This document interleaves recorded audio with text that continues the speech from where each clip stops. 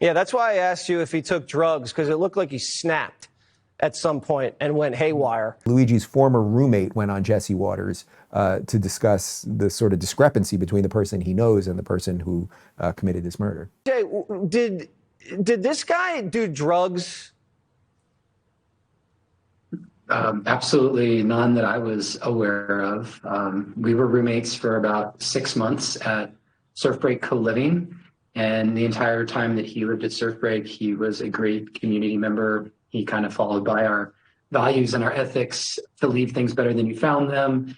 He was always contributing, taking care of other people, and even after he moved out, he came and hung out and contributed to the community, spearheaded a book club.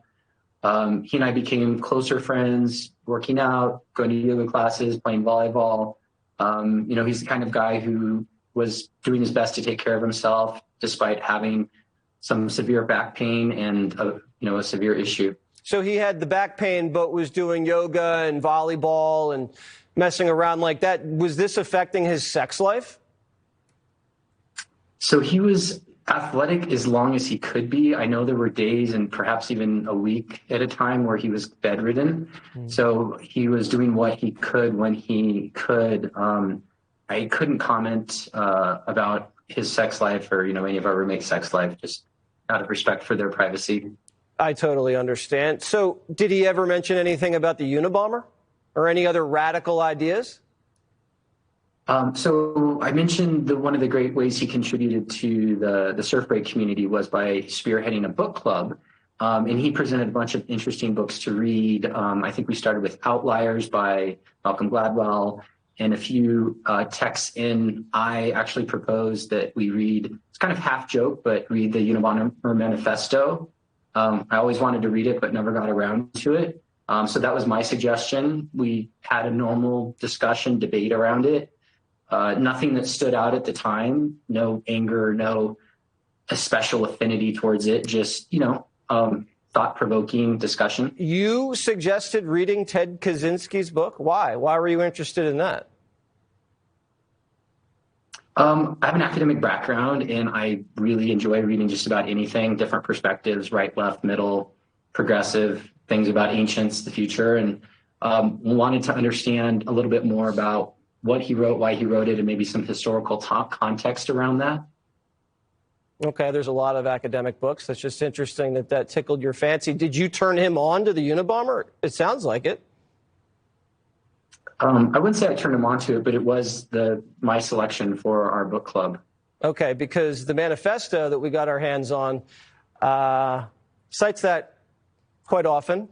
Do you feel strange now that this guy who you lived 6 months with has now been picked up on murder charges?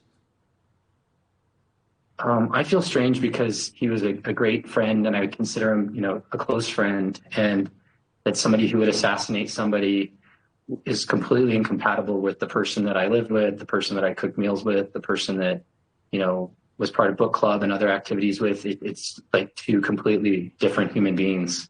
Yeah, that's why I asked you if he took drugs, because it looked like he snapped at some point and went haywire.